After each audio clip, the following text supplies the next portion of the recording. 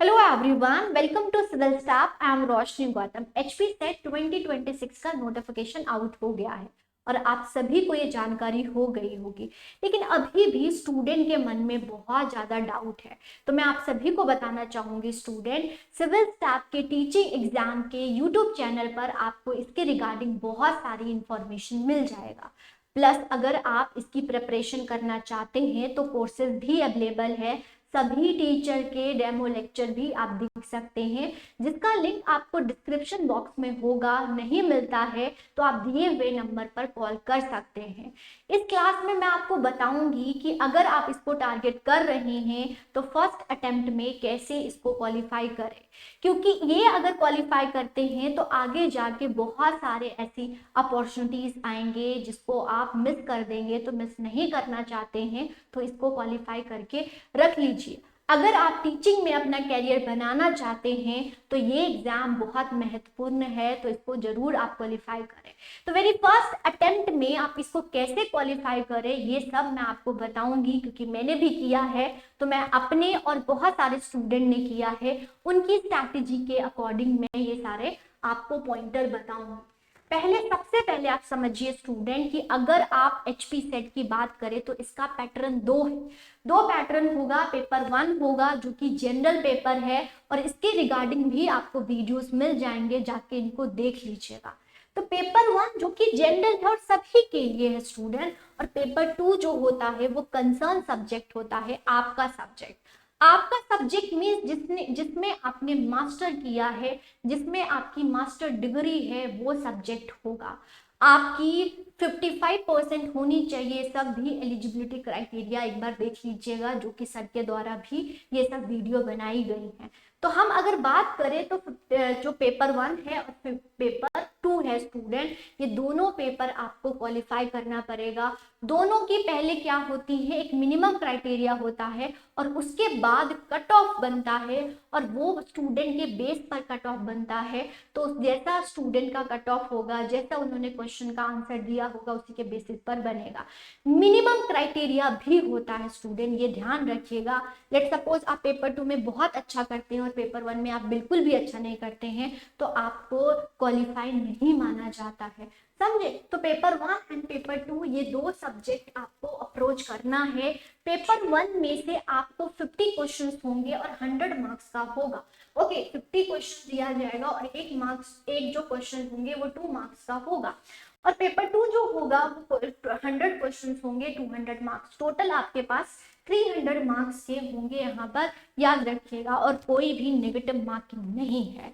Negative marking नहीं है, ये अच्छी बात है। तो अच्छे से आप इसको क्वालिफाई कर सकते हैं, नेगेटिव मार्किंग कुछ नहीं है।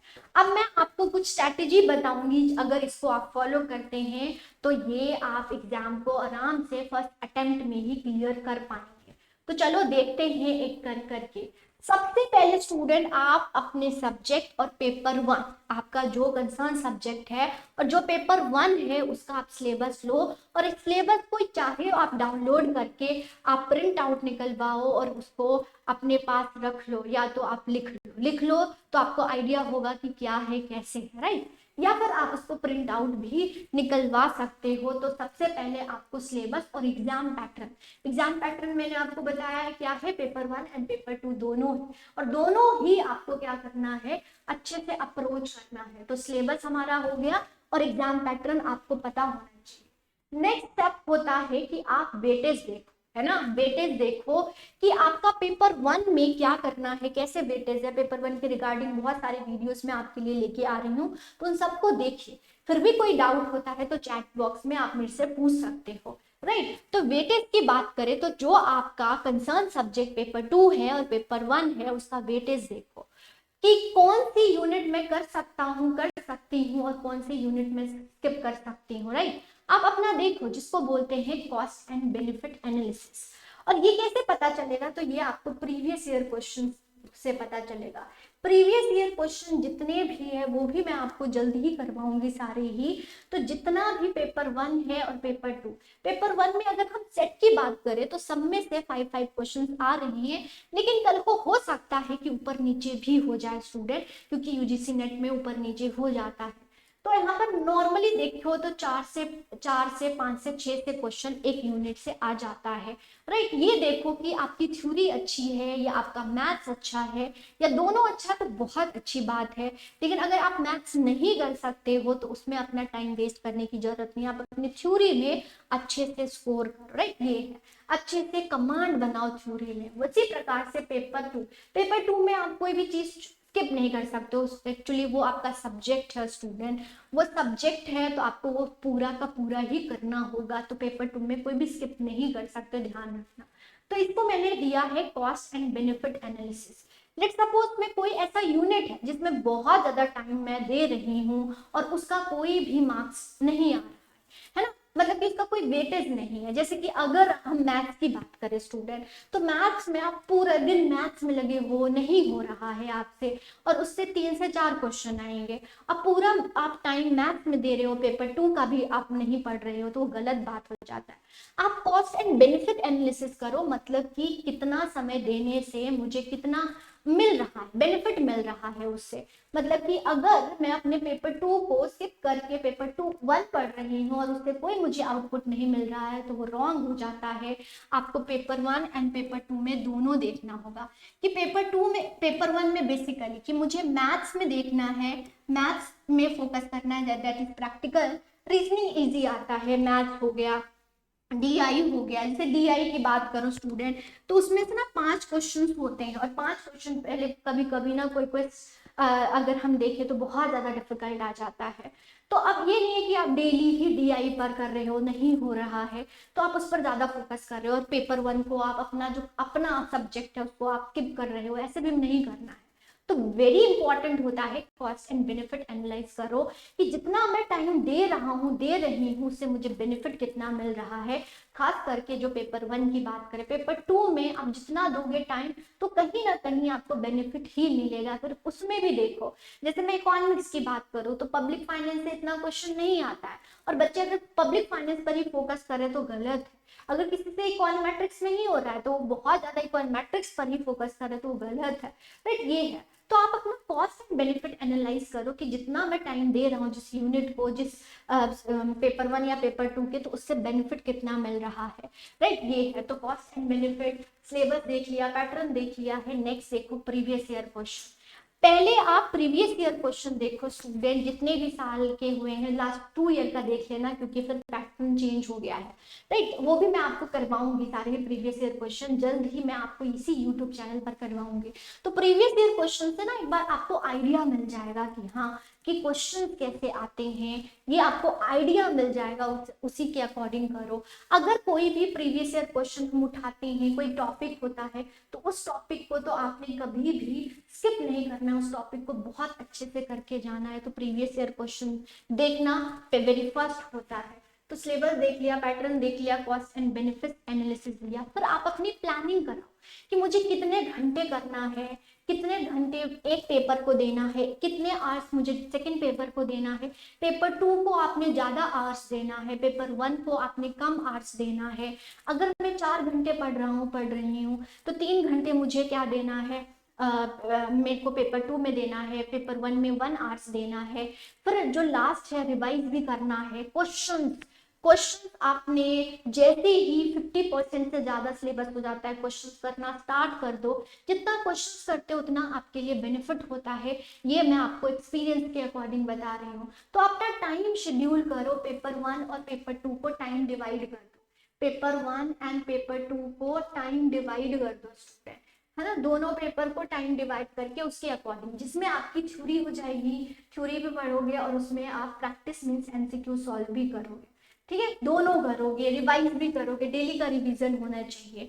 फिर मॉक टेस्ट भी आपने देना है, जो कि हमारे पास भी आपको मिलेंगे। मॉक टेस्ट भी आपने देना है। मॉक टेस्ट से आपको पता चलता है क्या है कि कैसे हमारी जो एग्जाम फोबिया है खत्म हो जाता है। आपने बिल्कुल टाइम शेड्यूल से, जहां से भी आपको मॉक टेस्ट मिलता है आपने लेना है और टाइम के साथ, टाइमर के साथ उसको सॉल्व करना है। तो कोई भी एग्जाम को आप क्रैक कर सकते हैं, तो मॉक टेस्ट आपने देना है, राइट। ये है, टाइम मैनेजमेंट बहुत इंपॉर्टेंट है। चाहे आप प्रिपरेशन कर रहे हो, चाहे आप क्वेश्चन सॉल्व कर रहे हो, टाइम मैनेजमेंट बहुत इंपॉर्टेंट है। आपने पेपर 1 और पेपर 2 को प्रॉपर टाइम देना है। और कॉस्ट एंड बेनिफिट जरूर एनालाइज करना है स्टूडेंट, रैंडम नहीं हम पढ़े जा रहे हैं, जो चीज़ नहीं हो रहा है उस पर ही हम टाइम वेस्ट कर रहे हैं, और जो मेरे पास एडवांटेज है उसको हम भूले जा रहे हैं, ऐसे नहीं होना चाहिए। तो टाइम मैनेजमेंट आपको आना चाहिए, और अगर आप टाइम मैनेजमेंट करते हो तो मैं आपको बताऊं तो आप प्रॉपर ये एग्जाम को क्रैक कर पाओगे, ये बहुत इंपॉर्टेंट है। पता है क्या होता क्या है मैं इस मतलब एग्जाम की बात करूं तो बहुत ब्रॉड सिलेबस है, बहुत ब्रॉड सिलेबस होता है।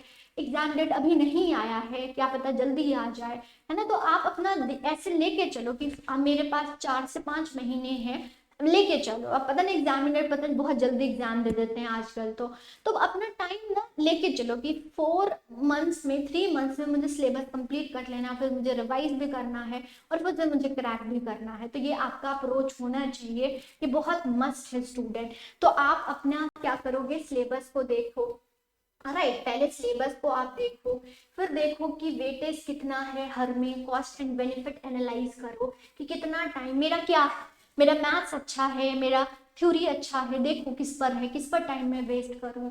ये है प्रीवियस ईयर क्वेश्चन मस्ट होता है, PYQs आपने देखना है, फिर आपने मॉक टेस्ट प्रैक्टिस क्वेश्चन करना है, चाहे वो क्लास क्वेश्चन हो, मॉक टेस्ट हो गया, है ना, मॉक टेस्ट आपने देना है, मॉक टेस्ट आपको देना है, बहुत सारे टेस्ट देना है, और टाइम बहुत इंपॉर्टेंट है। टाइम आपको अच्छे से एनालाइज करना है, प्रिपेयर कर रहे हो आप, वर्किंग आवर भी हो तो वर्किंग आवर पर भी आप देखो कि बहुत सारे ऐसे स्टूडेंट हैं, मैं उनका इंटरव्यू अभी लेके आऊंगी, उन्होंने अपने मतलब कि वो अब पहले से ही टीच करती हैं, फिर भी उन्होंने HP सेट को क्वालिफाई किया है स्टूडेंट। तो टाइम अगर अच्छे से लेके चलते हो, प्रॉपर पढ़ते हो, तो आप एक बार में ही एग्जाम को क्लियर कर दोगे, मैं अपना एक्सपीरियंस के अकॉर्डिंग बताती हूँ। तो बहुत सारी इनिशिएटिव आपको सिविल स्टाफ यूट्यूब चैनल पर लाया जाएगा, तो चैनल को नए होंगे तो सब्सक्राइब कर दीजिएगा, बेल आइकन को प्रेस कर दीजिएगा। ओके, कोई भी डाउट होता है स्टूडेंट, कोई भी सजेशन होता है तो आप चैट बॉक्स में मुझसे लिख सकते हो, पूछ सकते हो, राइट, पूरी टीम आपकी हेल्प करेगी।